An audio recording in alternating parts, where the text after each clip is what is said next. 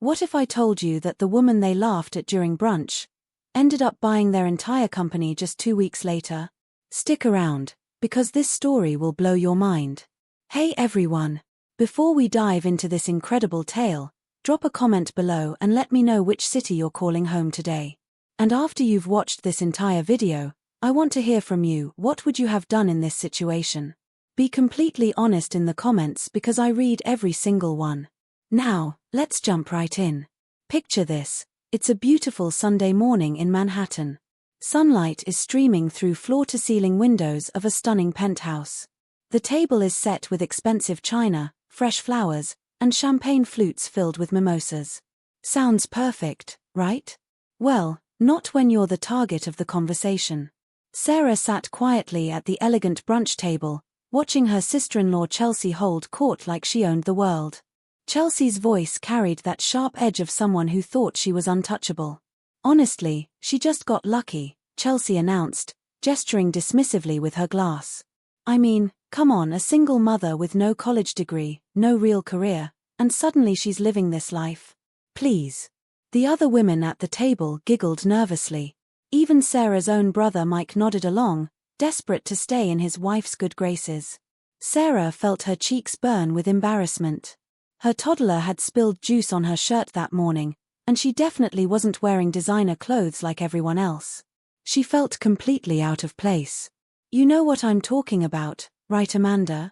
Chelsea turned to another guest, a blonde woman who barely knew Sarah. There's a huge difference between women who actually build something and women who just get lucky. Amanda shot Sarah an uncomfortable look. I'm not sure. But Chelsea wasn't finished. She leaned forward, lowering her voice just enough to create drama while making sure everyone could still hear. She doesn't really belong here with us. Those words hit Sarah like a punch to the gut. The room suddenly felt suffocating. Her son was downstairs with the babysitter. Chelsea had insisted this was an adults-only event. Sarah should have trusted her instincts and stayed home. Without saying a word, Sarah stood up and grabbed her purse. The chatter died down as chairs scraped against the floor. She didn't defend herself. She didn't argue. She just walked toward the door, feeling that familiar weight of shame pressing down on her chest. But here's where the story gets interesting. As Sarah reached the elevator, a sleek black car pulled up outside the building. The doorman practically sprinted to open the door. Out stepped a man who commanded attention without even trying. Tall, confident, wearing a perfectly tailored suit and designer sunglasses.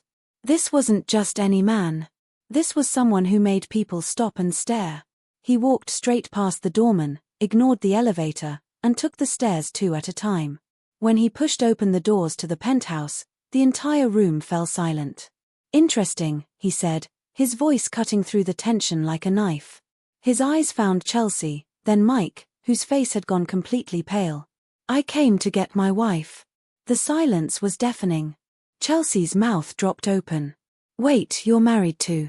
He walked directly to Sarah, smiled like she was the only person in the world who mattered, and extended his hand.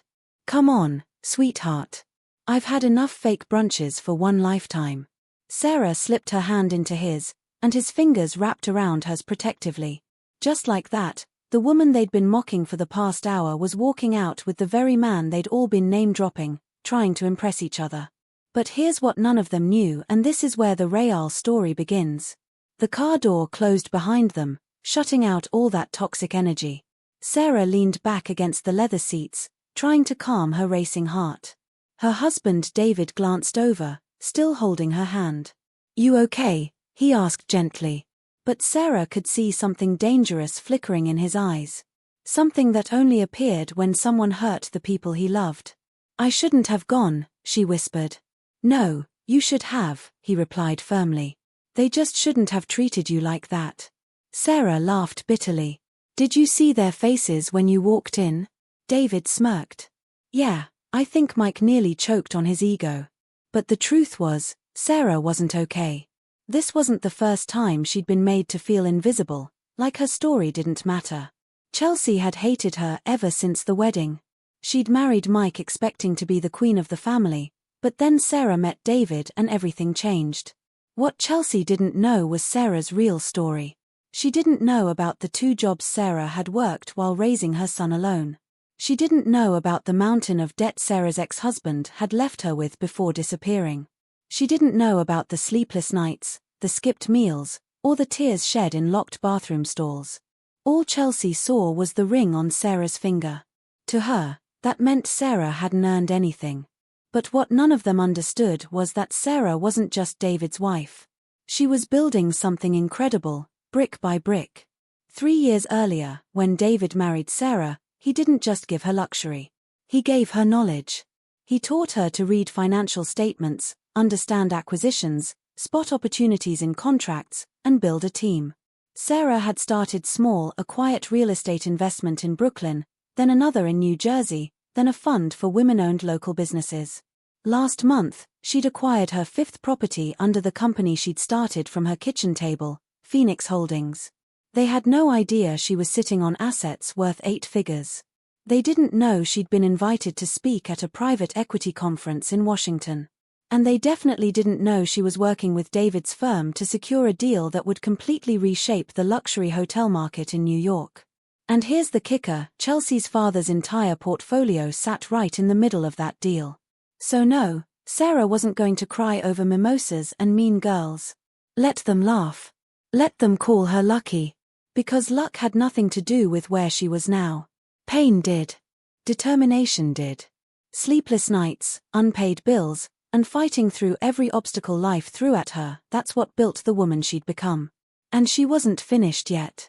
Later that evening, Sarah sat on their balcony with her laptop, finalizing a deal proposal. David walked out holding her son, already in his pajamas. The little boy curled up beside her like he always did, and David kissed the top of her head. Still thinking about Chelsea, he asked, sitting down beside them. Sarah shrugged. Not really. I heard something interesting today, David said carefully. Mike's company is in serious trouble. Major investors are pulling out. The government's investigating their finances. Sarah paused, her fingers hovering over the keyboard. Oh really, she said, way too calmly. David looked at her with that knowing smile. Are you thinking what I'm thinking? A slow grin spread across Sarah's face. Maybe it's time Phoenix Holdings made a move. David's eyes lit up. Now that's my girl. In that moment, Sarah wasn't just the woman who'd been humiliated at brunch. She was the woman planning a takeover. The woman about to show them exactly what kind of luck she really had. 2 days later, Sarah found herself in a glass-walled conference room in downtown Manhattan. Marble table, expensive suits, and men who barely glanced at her when she entered. Typical. But they would notice her soon enough. Gentlemen, she began, standing at the head of the table. Her voice was steady, confident. I'm here to make an offer. One of them, grey-haired with smug eyes, crossed his arms. And you are? Sarah smiled. I'm the founder and managing partner of Phoenix Holdings. We've been quietly acquiring distressed commercial properties throughout the region. I believe you're familiar with this portfolio. She slid a thick folder across the table. Inside were market projections, audit reports, valuation breakdowns, and a signed letter of intent to purchase controlling shares of Barrett & Associates, her brother's company. The room went dead silent. The name Phoenix Holdings had been circulating for months, but nobody had connected it to her until now. One man leaned forward, eyes wide. Wait, you're the one behind Phoenix? Sarah tilted her head slightly. Is there a problem with that? His mouth opened and closed like a fish. In that moment, she wasn't anyone's shadow. She was the storm. I know Barrett & Associates is hemorrhaging money, she continued calmly. I also know you've been hiding major losses for the past year. What I'm offering is a complete acquisition, cash, clean, immediate. You walk away with your reputation intact. And your brother, someone asked. Sarah stared directly at him. He should have been more careful about who he chose to mock. That evening, Sarah sat alone in a quiet coffee shop, laptop open, reviewing the final numbers. Her son was asleep at home, David was at a business dinner uptown, and she needed silence to think. Then her phone buzzed. Chelsea, of course. Sarah let it go to voicemail. It buzzed again with a text. Did you seriously just buy Mike's company? Have you lost your mind? Sarah didn't respond. Chelsea was finally catching on. But this wasn't just about business. This was about every time Sarah had sat at that table, swallowing her pride. About the time they'd laughed at her thrift store boots. The time Chelsea had said her son would probably grow up confused without a real father figure. The time her car had broken down outside their building and no one had offered help. This was never just about money. It was about respect. About rebuilding what they'd tried to tear down.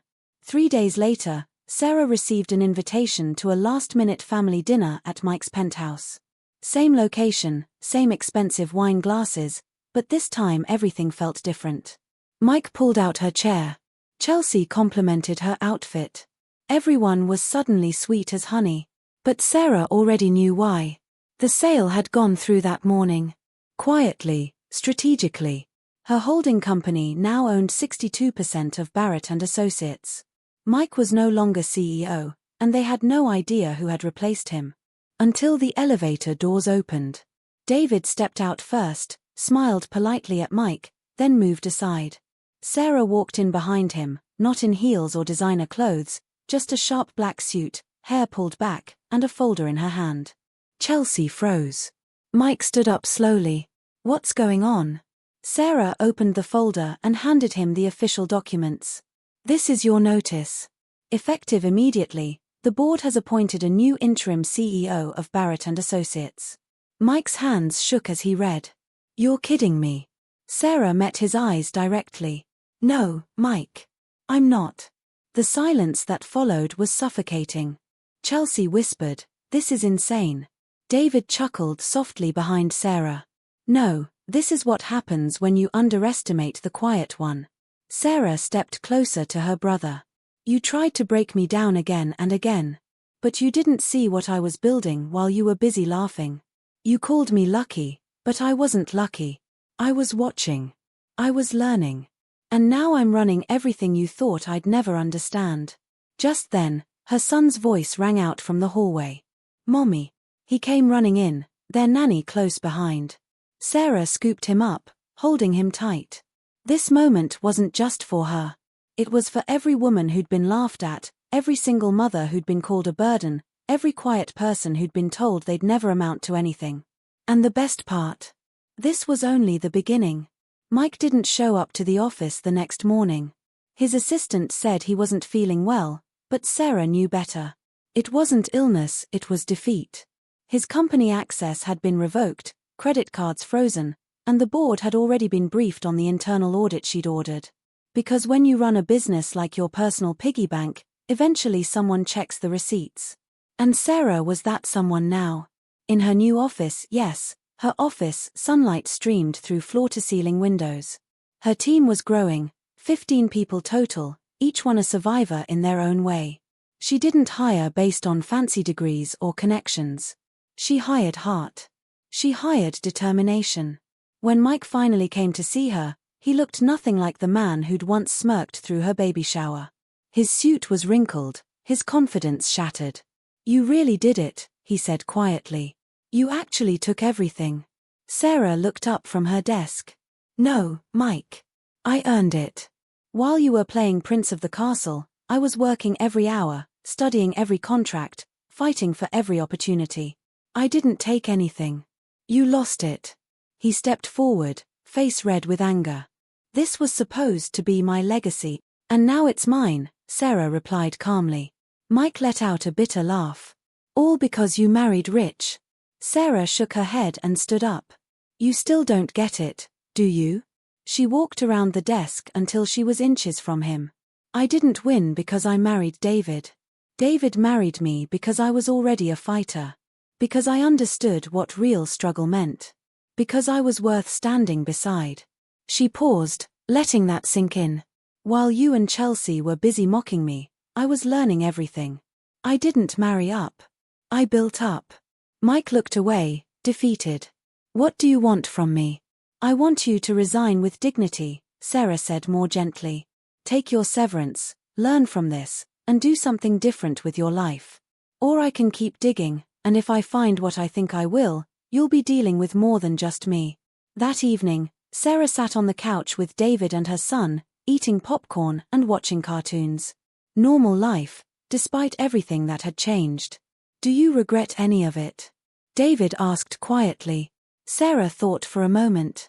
Sometimes I wish they could have just been proud of me. That family didn't have to be so complicated.